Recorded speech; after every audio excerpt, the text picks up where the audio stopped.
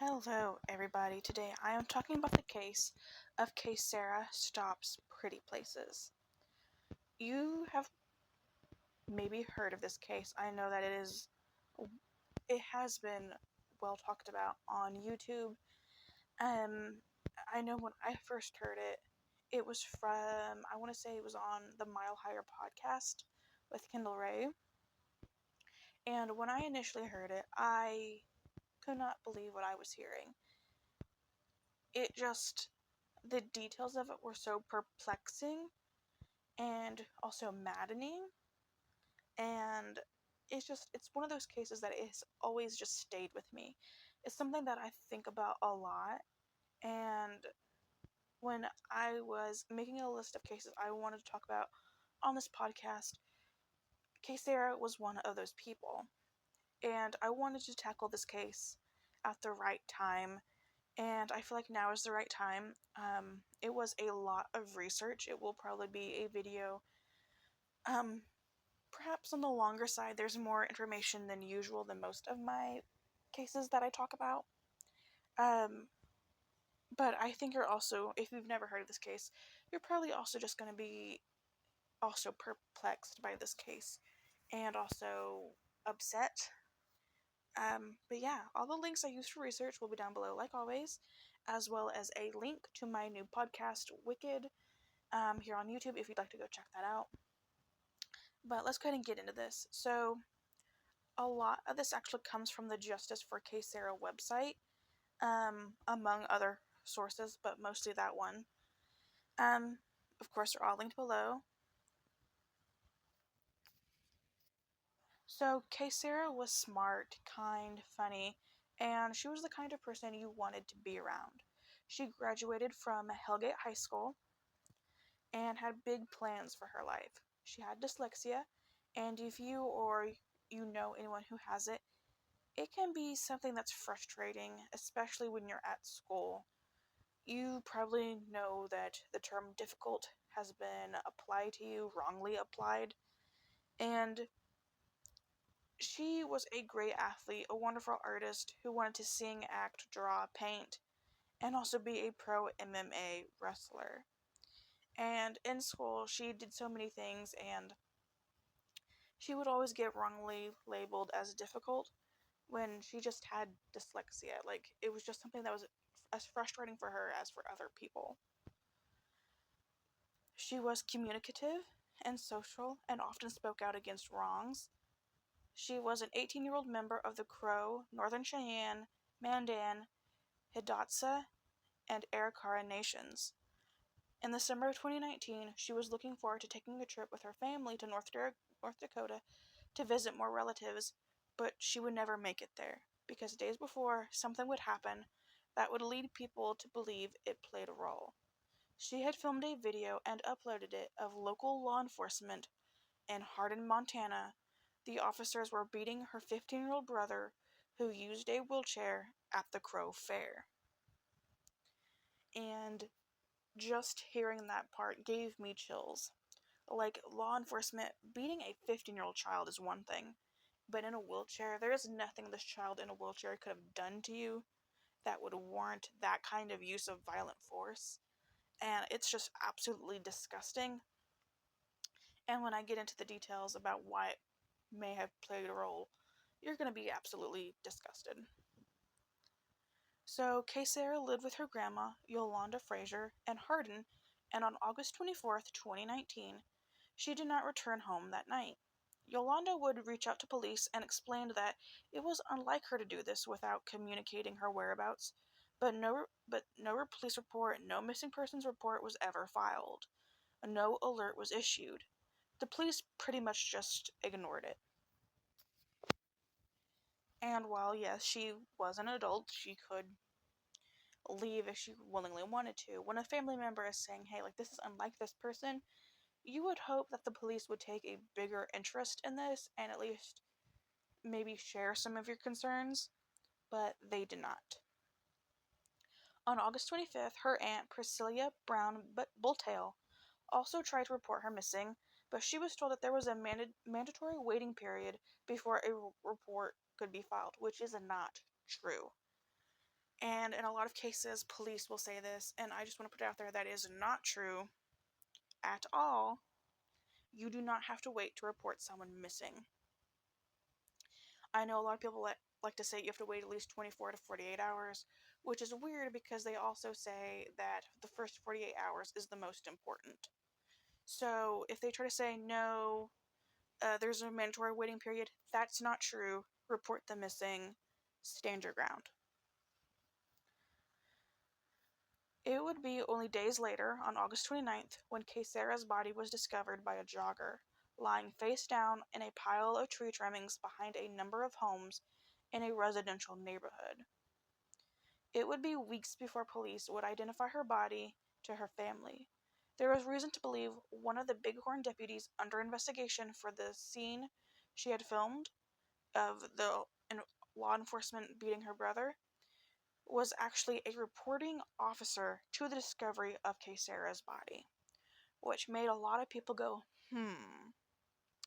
So she films this disturbing scene, uploads it. She goes missing. Her body is found, and one of the officers that finds her body is an officer that was under an investigation for that very video. That's a little weird, and it would be a lot longer before the police would even identify her body to the family. That's a little weird. And also, I just want to say about where her body was discovered. There are photos online, and I will have photos on the screen of like where it was found, and it is basically in the kind of in like the backyard of someone's house. Like it's not like in the backyard, but it's like basically kind of like in a ditch. You could see it if you were just walking by. It's not like hidden. There's like a lot of homes around this area, and it's just weird. I don't know. Just the way where it was left, it makes me uncomfy. And if you're familiar with this case, you know that where her body is found just being by this house is kind of weird. So the Bighorn County coroner, Terry Bulis, took Kaysera's remains to his personal funeral home before she was identified by the crime lab, and he actually coerced the family into cremating her remains, which went against their cultural beliefs, but it also destroyed any possible evidence. So this man did not take her body to the crime lab like he was supposed to, and then he coerced, and I would call it harassing this family, into doing something that they don't even believe in, which there's just no forgiving that. That's disgusting. It was September 11th when the body would receive the positive identification. So her body was found on August 29th. It was September 11th when it would finally be positively identified. But she had been dead since August 26th. So on August 24th, she did not return home that night. Her grandmother tried to report her missing, didn't work. The next day on August 25th, Priscilla Brown, her aunt, tried to report her missing again. They told her there's a mandatory waiting period, and it's believed August 26th is when she's actually been dead since. August 29th, her body is found, so about 3 days, and then September 11th is when it gets the positive identification. So the family had been tipped off several times about the body potentially being Kaysera, but the family was not allowed to make a positive ID before September 11th. So the police have been told that this girl is missing, and they find this body of a young girl. Why are they not allowing the family to come and see if this is their child? And if it's not their child, then it's not their child, but they should have been allowed to have to come up there and say this is her. Why did they wait 12, 13 days? I'm not sure how many days there are in August. 12, 13 days, basically 2 weeks, before they can say, yeah, this is my child. Why were they not allowed to come sooner? So, going back to the cremation ordeal, her dad Alan and her grandmother neither knew about the cremation, and her mom Geraldine was opposed. She was informed, but she was opposed on it, and she opposed on religious reasons. And she verbally opposed this. She said no.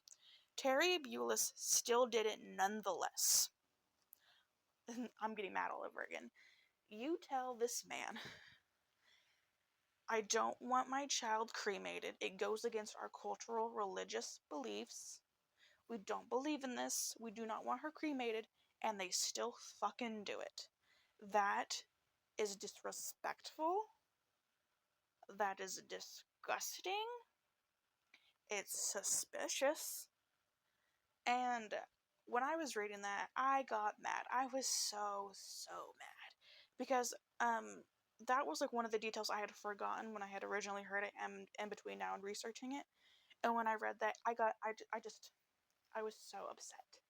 That is disrespectful on so many levels. When a family tells you they don't want something done to their child, it is not your place to say, no, I'm gonna do it anyway. That is, I have a problem with you.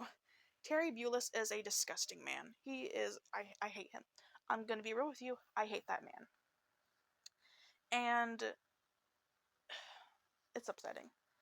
So, a man who lived in the neighborhood where she was found, Jason Cummings, he told the family that he saw uh, police remove her cell phone from her pocket, allegedly to contact the family, which that did not happen.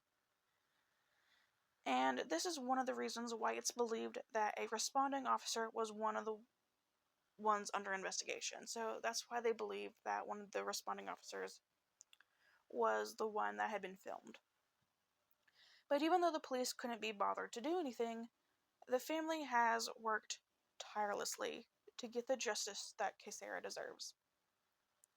They have held rallies, vigils, calls to action, spoken on panels. They have called on federal leaders to step in, and they never stopped saying her name. So, one of her aunts, Grace Bulltail, this is a quote from her. She says, "Our family has had to advocate for ourselves each step of the way, and we're still fighting to hold law enforcement accountable to investigate her murder." End quote. So, in August 2021, Bighorn County Attorney Jay Harris released a public report detailing the investigation, but it seemed more like an investigation of Kaysera's character instead of her murder. And if you watched my video on the MMIW deep dive, it's mentioned that a lot of these times media does not cover any cases. Police don't really care. And when they do finally speak about these cases, they always have a negative spin on it. They talk about the person, but they also mention something negative about them, something about them that they did that was wrong, and in some cases they just straight up lie. Well, it's kind of like he was just making her out to be bad, and when she wasn't. Jay would reference witness statements from 4 people with first-hand knowledge and says that the statements are not fully consistent, but describes a series of events that ended with an argument outside of a Rangeview drive home after 3 a.m. involving Kaysera and 3 others, a 17-year-old girl, a 19-year-old woman, and a 23-year-old man. In a report, one of Kaysera's relatives had told police that Kaysera had been hanging out at the house on Rangeview Drive, and a person who lived there gave her alcohol. The argument led a nearby homeowner to activate their car alarm in order to disperse them, and they all fled in different directions. Kaysera was seen running towards the backyard where her body would be found. There's no available evidence to show if she was in contact with anyone after she was seen fleeing. Her autopsy report, outlined in the attorney's report, revealed, quote, "No evidence of injury or natural disease. Toxicology testing of blood detected the presence of ethanol, although no neck injuries were detected at autopsy, and asphyxia cause of death cannot be excluded. At this time, cause and manner of death are classified as undetermined." End quote. It also states that she had a .149 blood ethanol concentration at the time of her discovery on August 29th. So she died August 26th, but wasn't found until August 29th in a residential area. And that is another weird aspect of this. So, supposedly, she died where she was found, but she wasn't found for several days. No one saw her. In the photos I'm going to show you, or you should have seen them by now, there's no way that someone would have missed her body. So something's fishy is going on. Kaysera's family encouraged people to send letters to the elected and appointed leaders in both the Montana state and U.S. government. And as of right now, that is where we are. There's no other updates. The police just aren't doing anything. And Kaysera still doesn't have justice. There is no way that she just died of alcohol poisoning, if that's what they were trying to suggest by saying she had this. There's no way that she just died in someone's backyard. Something happened to her. Someone did something, and I think it's gross that the police couldn't be bothered to actually do their job. But why are we surprised? They usually don't. But I do have phone numbers, or I have a phone number to the Missoula County Sheriff's Office because the case was eventually handed off to Missoula. And that is 406-258-4810 if you have any information. So let me know down below what your thoughts on this case are. Did it also upset you like it upset me? What do you think happened to Kaysera? Do you think it could have been a police officer, someone that she was having an argument with? Why do you think her body took 3 days to be found? Let me know all those thoughts down below. Thank you so much for listening to her story, and I will see you guys very soon. Bye, guys.